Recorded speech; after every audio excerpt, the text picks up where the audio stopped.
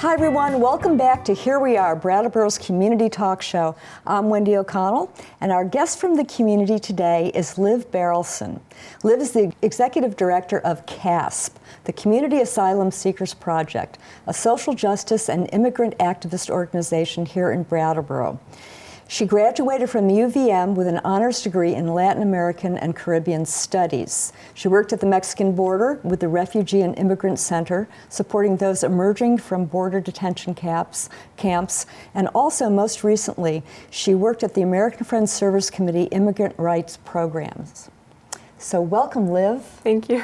Nice to be here. Thanks for being with us, and it's so great to have someone on from CASP. Oh, thank you. Yeah. I'm really excited to be here. Yeah, it's good because I think that you know, we in this community we're getting very used to having people from other countries coming in. Mm-hmm. We have the Afghan refugees who have been here and finding their places in the community.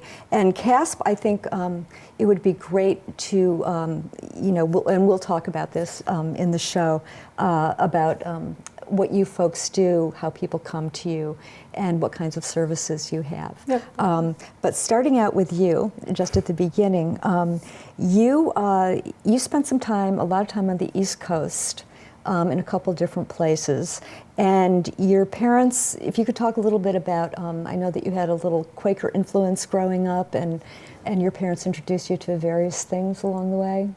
Yeah, so my dad was Jewish. My mom was raised Catholic, but did not continue to stay Catholic. So they sort of raised me non-denominational, and then when I was maybe 5, my mom started going to Quaker meeting, and I went with her, and I'm not sure how old I was, maybe 10 was when I decided to become a member. So I became a member of Doylestown Friends meeting, and yeah, I always really appreciated the tenets of Quakerism, and I think that probably informed a fair amount of my political views. Yeah, well, to decide that at 10 years old is really something. I was a very obstinate child, yes. Was it the principles that attracted you, the community? I think both. It was a very active community. Like, we used to have peace vigils against the Iraq War at the time, yeah. Every week, and I thought that was something very impactful. And also, we're involved with hosting families. They helped a family from Pakistan, and yeah. So I think it was impactful. I think my mom was also very impactful. She raised me to always help others, and was always very involved in volunteering.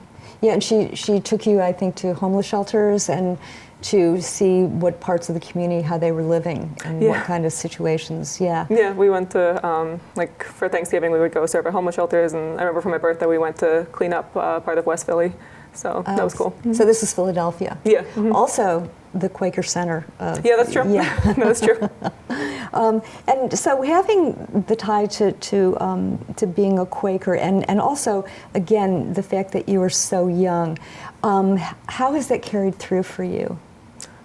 I mean, I still largely, would consider myself a pacifist/conscientious objector. Yeah. But I think the tenets, let me see if I can remember them. It's simplicity, peace, integrity, community, and equality. I think are all very present in my current work. So yeah, I would say that informs it. And I think we also have a lot of involvement from the Quaker community with CASP volunteers, so I think that's great. In our Quaker community here? Yeah, Putney meeting has been quite involved, yeah. And also some of our board members, Francie Marbury is our board chair, and she's amazing. She's also a member of Putney Friends. That's kind of at the heart of Quakerism, really, is that kind of social justice and that kind of activism. Yeah, and Judaism also, which I still consider myself Jewish, and has a lot of, we are not free until all others are free, so. I'm sorry. Like, Judaism has a lot of the we are not free until all others are also free. So Passover to me is a very important holiday because it really highlights that. What do you celebrate? I celebrate Passover. You did? It's my favorite That's my favorite holiday. Yeah. Do you do Christian holidays? I celebrate Christmas with my mom also. So both are important to me. I'm one of each of my parents. So yeah. And your dad was from. He's in Rockaway, Queens, but his mom was from Ukraine, and she came in through Ellis Island, and his dad was from Belarus, but I'm not sure how he came. So. And have the recent developments that have happened in Ukraine, has that affected you? Yes, in a sense, I guess I feel closer to, I was born in Germany, but, I feel some sort of connection to it. Yeah. And also I think it it's interesting to me to see the way the U.S. news reports it versus like German news, Ukrainian news, Russian news, and also like here it seems like oh my God, how could this have happened? And like I think more in Germany also thought it couldn't happen, which is why their military was not whatsoever taken care of. But I think in Europe we're a lot more afraid of how quickly it's going to progress. That Ukraine will not be the last line, because it's happened before. So. Yes, and so you are not as surprised as we have been here in this country. And sadly, I wish I were surprised, but yeah. Yeah, you go to UVM, and how did you get? You got the Campos Award for Latin American and Caribbean Studies, so you went in there deeply. What's your connection to Latin America and the Caribbean?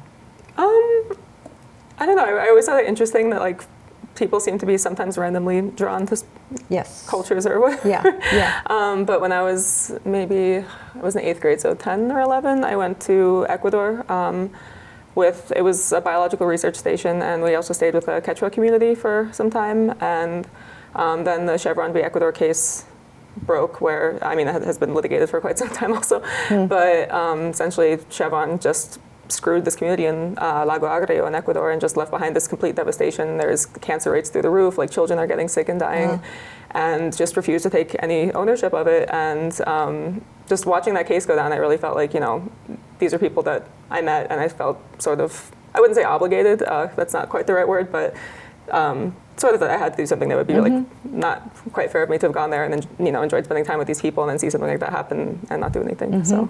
And so you came back and studied more about it and learned more about the culture and the people?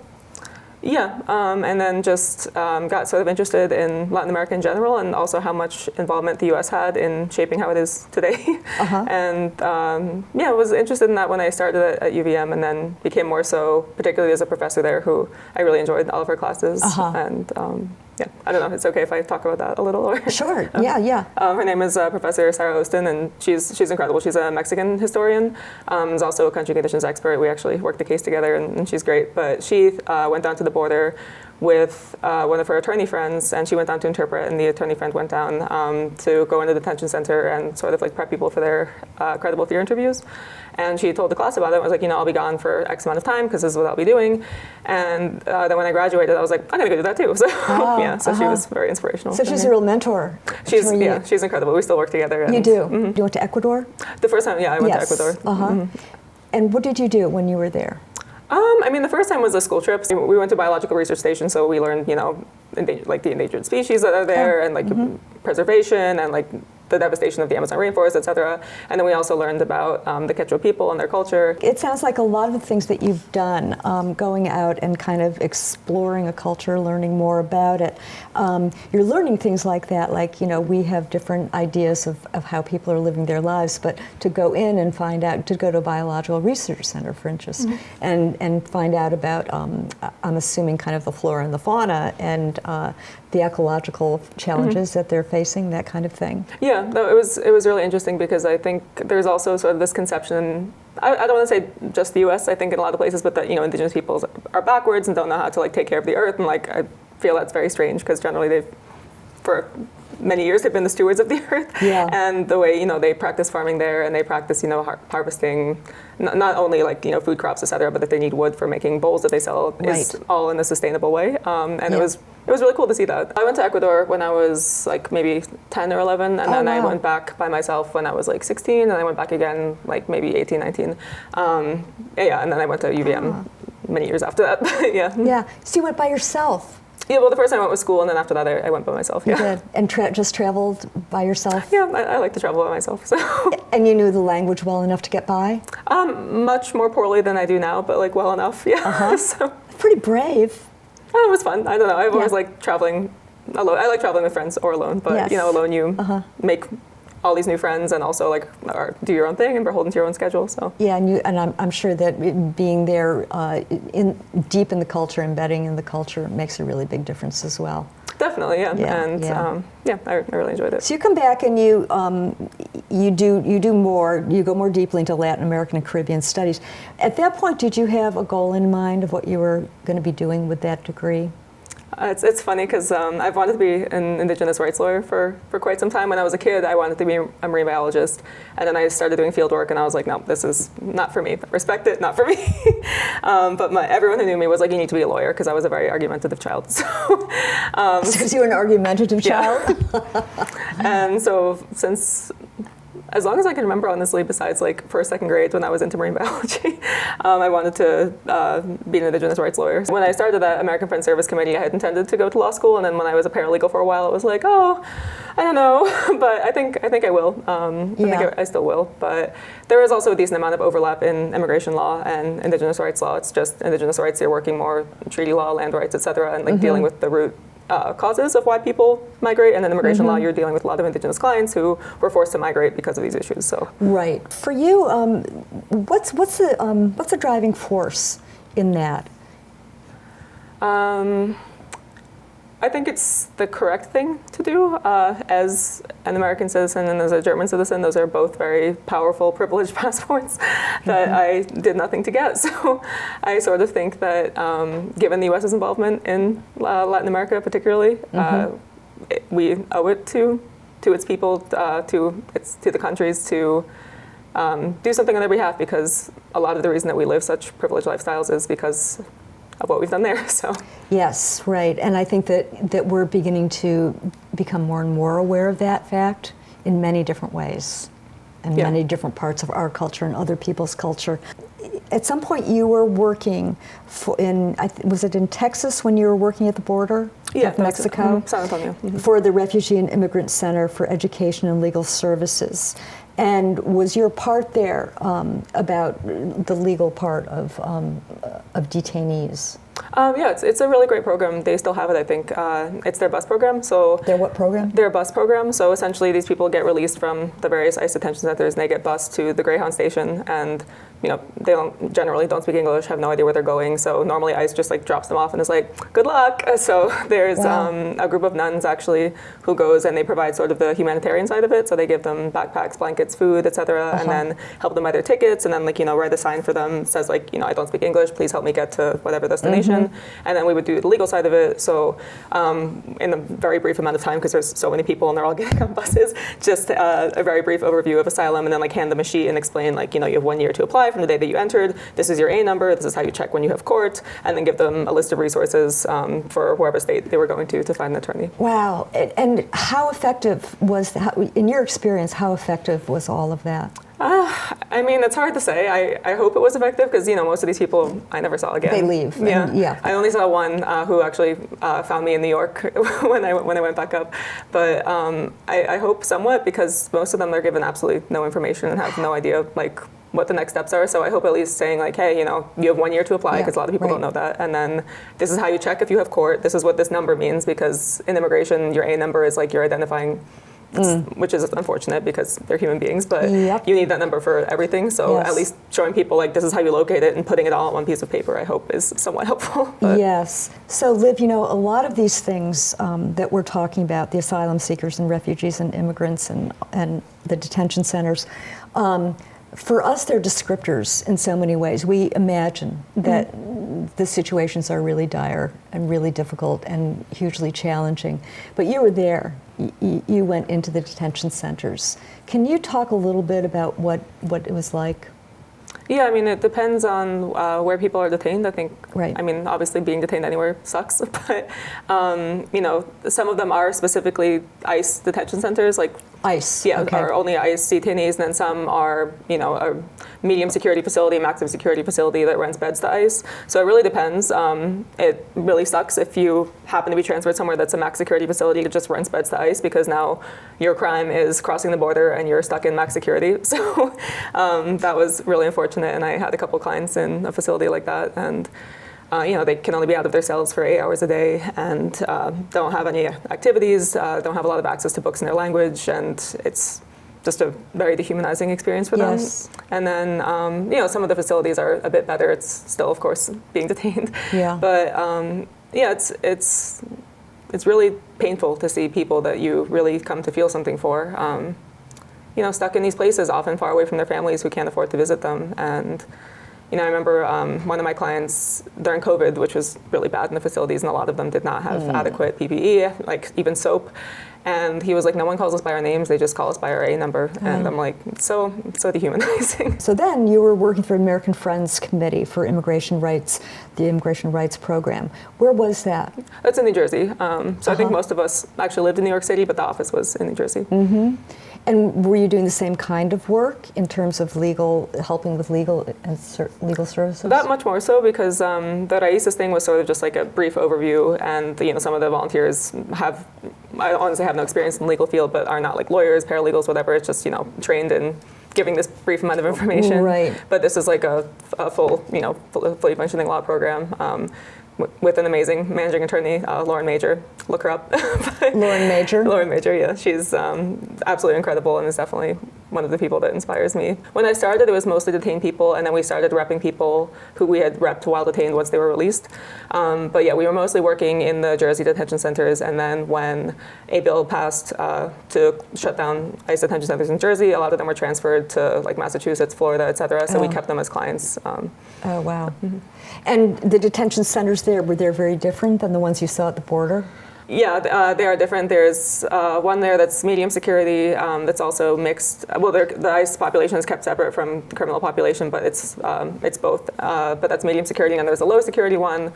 And yeah, they're, I would say, a bit more humane, yeah. Also because they're, you know, in a liberal state. But when they closed those down, which was interesting because there was a really big push to close these detention facilities in Jersey. But all that ended up happening was that most of the people were transferred away from their families and away from their legal counsel. So in a sense, it's like, I think sometimes people don't really think about what the actual like impact will have of, you know, this political push. So we can say we don't have ICE detention in our state, and it's like, you don't have to see it, but these people are still detained, just elsewhere worse. So that's right. Asylum seekers, and again, correct me on this. Again, it's the definition of asylum seeker and refugee. Asylum seekers are people fleeing violence, persecution, and torture in their home countries who are unable or unwilling to return due to fear of these things. So how is that different than a refugee?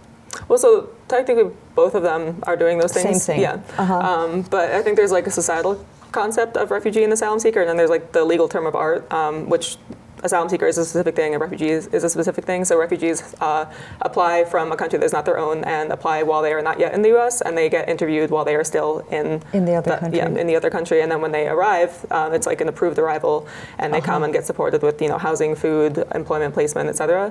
Whereas asylum seekers have to get here by themselves and either be at the port of entry or already in the country to ask for asylum, and then get nothing from the government. So. I mean, not to say that refugees have it easy, of course. They also have to pay the government back for their travel within 3 months, I think. But, you know, it's still very different to be approved to come in and then have the support. So coming to CASP, to the Community Asylum Seekers Project here in Brattleboro, which is a grassroots organization, a grassroots activist organization that helps bring asylum seekers to Vermont from border detention centers. Now, you have a whole bunch of services, but before they can get to the services, they have to, first of all, they have to be on U.S. soil, for one thing, right? And then they have to be referred actually to you by some organization. Is that correct? Yeah, we've gotten people in like a variety of ways. Yeah. Some have been, you know, current clients being like, hey, I have this family member, like, can they come? But generally it's an organization being like, you know, we have this person who's detained, they can't get out unless they have a sponsor, will you sponsor them? Or, you know, we have this family who's really struggling, like, could you take them? So, yeah, and yeah, asylum seekers do have to be physically present in the U.S. or at the port of entry to request asylum. And then they have to go through a lot in order to become an asylee. Is that correct? Yes. So initially you get a credible fear interview, and if you pass that, a what interview? A credible fear interview. Credible fear? Yeah. So that's with. Oh. Yeah. So that's just like a basic interview to see if the person has like a basically credible claim to asylum. Right. So then if you pass that, then after that you would apply for asylum. You have a year to apply. Right. And after you apply for asylum, you could apply for a work permit, and you have to wait 150 days after you've applied for asylum to apply for your work permit, and then the USCIS cannot approve it for 180 days. Oh my gosh. Yeah, so that's sort of like the difficulty that I think a lot of people don't realize is that these people can't legally work for 6 months because for some reason not understood to me, the government has barred it from happening. So Wow, so they can't work at a paying job legally, legally for that amount of time. Yeah. What do they do in between? I mean, of course, like many people work under the table because how can you possibly expect people to be here with their children Right. not working? Yes, So, yeah. but what CASP does is, because we try not to encourage our clients to do this, we support them with food, housing, and personal items, medical care, et cetera, until their work permit is approved, and then place them with employment. So, Place them with employment. with employment. And so are you always sort of working in the community to find places that will accept asylum seekers as employees? I mean, we collaborate with other organizations. You do. Like BDCC has been really incredible with helping us form those And relationships. that's Brattleboro Downtown Development Corp? I am going to mess up the acronym, but yes, that is, yes. We got a lot of BDCCs, yeah. Brattleboro Development Credit Corporation, Yes, is that right? I think you're right with that. And meanwhile, you're providing them with a lot of basic needs. Food, clothing, shelter, Yeah. and School enrollment for the kids, health insurance, English classes. Oh, man. We have volunteers who are incredible and help them get their learner's permit and teach them to drive. also, you're providing medical and mental health care for the asylum seekers, and the job training and placement and all of that. What do you think, in your experience at CASP specifically, what are the biggest challenges for you folks? For us or for our clients? Well, let's talk about both. Because I think our clients' struggles are or problems rather are my biggest problems as well, because I'm trying to fix them. I think the isolation is very difficult because New York, California, you get out of detention or you arrive and you just go straight into a community that speaks your language and knows your culture. Yes. And here, I mean, Spanish speakers probably have it the easiest, as well as the community that came in together from Afghanistan, because I would say that's the largest demographic in southern Vermont. But if you speak like Twi or Creole or something like that, you're going to have a much harder time, and it's really isolating, and that's a problem I have yet to figure out how to solve. Right. But I think that is difficult, and then also people who have all these skills that in their home country and obviously still have them here, but can't use them because they haven't learned English well enough. Right. So I think that's also very difficult. Yes, yes. And you're working every day in an office pretty much, right? Yeah. Mhm. I'm sure that there are all kinds of emotional things that happen as well for you, like, things that are real wins in one way or another, and things that just must be so crushingly disappointing too. Yeah, well, we just had 3 of our clients' kids get approved to join them from Honduras, which is very exciting. So I was really happy for them. So that happened last week, actually, all 3 of them. Yeah. And then sometimes, it is really, really sad, like just to see them struggle so much. It's not easy for them here. And as of yet, because the asylum process is so long, we haven't had anyone lose yet. But if that happens, I will definitely be very upset. Do you know how many there are right now that you're directly working with? We're currently 20, and then when the kids come up, it'll be 23. 23. Yeah. And is there housing for all of them? Yes, we are only providing housing for, I might have to think for a moment, I want to say 7 that we are currently providing housing for. No, 8, it's 8. And then the rest have their own housing, some of which has been found by us, some of which they found themselves. One thing that I kind of sort of figured out, and I think you've elucidated this as well, is that an asylum seeker will apply for immigration status, right? Well, they'll apply for a form of relief. Yes, in the form of immigration relief, so it's called the I-589, the form, and that applies for asylum, withholding of removal, and Convention Against Torture. So asylum is, I don't want to say the easiest because none of them are easy, but it has the lowest bar, shall we say, because like Convention Against Torture has a very high bar standard of proof. But yeah, so you apply for all of those on the same form, and we always recommend to check the box because why not apply for all of them? But asylum you have to apply for within a year. So withholding of removal might be for someone who missed the 1-year deadline or has like criminal history or something like that. So. And you have to sort of vet them too. You have to make sure that it's a good fit for CASP services. Yeah, because as much as we would love to take everyone, if we know that we're not going to be able to meet their needs or that they're going to be miserable here because no one else speaks their language, that would not really be a great recipe for success. Yes, and then once they're accepted, the services are available to them, and then at some point they can apply for a green card. Yeah, so if you win asylum, after a year you can apply for a green card, and after 5 years you can apply for U.S. citizenship. Wow. And that period of time is sort of proving that you're going to be a good citizen? Yeah, I mean, if you don't commit a complete disaster, then you should ostensibly get your green card. Wow. But the process to get asylum can be years upon years. So. Yeah. And I know that there were new federal regulations during COVID too, which held things up quite a bit. Yeah, well, I'm trying to think of all the disasters we've had at the border in the past several years. I mean, there was a rain in Mexico where people were forced to stay in Mexico and await being seen, and then now we have this with if you cross illegally, the asylum is not an option for you, which is another thing. But Yes. But yeah, that's just the courts are so backlogged that people are getting their hearings pushed out like 5-6 years from now. So. You also work with different organizations in town, so you've got collaborations going on. The ECDC, the Ethiopian Community Center, and the Multicultural Center on Burge Street. And how does that work with collaborating? So the Multicultural Center is an ECDC project, but they provide English classes to anyone who is in need of taking English classes, which I think is incredible. Yeah. And we also share offices with them. Vermont Plank Flooring has very graciously donated 3 offices to CASP, and we share the space with ECDC, so we're like sort of in this corner and then they're here, which is really nice, and also is inspiring me to learn French because I'm used to being surrounded by Spanish speakers, and most of the ECDC staff speaks French. So. Interesting. Yeah, and so on Burge Street, I know that they have all kinds of workshops and classes and family things that people can do. And so the asylum seekers can take advantage of those things? They can, yeah. Any other collaborations? Yeah, like I said, BDCC is really great. We're now trying to do a legal clinic in conjunction with the ECDC.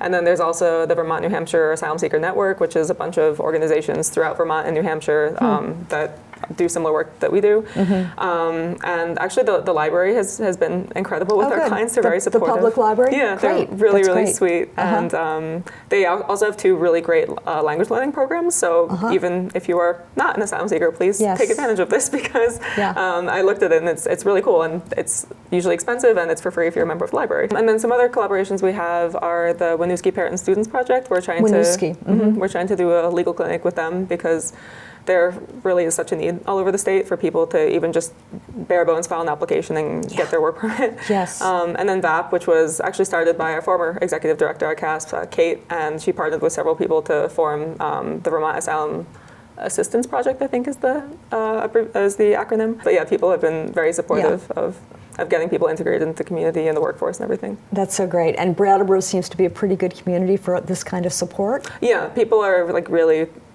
like ready to help and like wanting to help, and also just have a lot of skills to like we have one volunteer who's like, oh yeah, I'll enroll them in school, and then like another one who's like, I'll teach them to drive. That's and so it's great. It's really great. That's great. So one thing you do need is more volunteers. Yes, we are always looking for volunteers, especially as we're hoping to bring up a couple more people, and now as these kids come in, it would be great. So if you would like to get involved, please. Right. Well, we'll put that call out to the whole audience.